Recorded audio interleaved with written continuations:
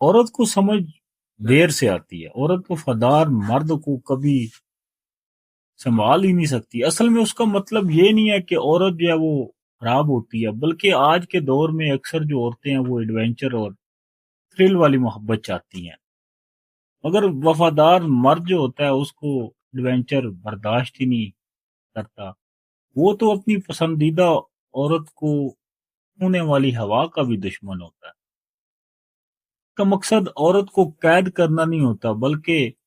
وہ اپنی عورت کو معاشرے کا جو گند ہوتا ہے اس سے وہ بچا کے رکھنا چاہتا ہے، لیکن ہوتا یہ ہے کہ عورت اس کو قید سمجھ لیتی ہے۔ عورت کو اس چیز کا جو احساس ہے وہ بھی بڑی دیر کے بعد ہوتا ہے کہ جب وہ دنیا میں سب سے محبت کرنے والے جب اس کو نہیں ملتے، جب وہ دھوکہ، جھوٹ اور دنیا کی اصلیت سے واقف ہوتی ہے اور اس کا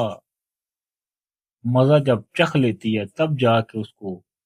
اس چیز کا احساس ہوتا ہے کہ جس مرد کو وہ عام سمجھتی تھی، دراصل وہی رب کی طرف سے اس کے لیے نعمت تھا، لیکن اس وقت تک بہت دیر ہو چکی ہوتی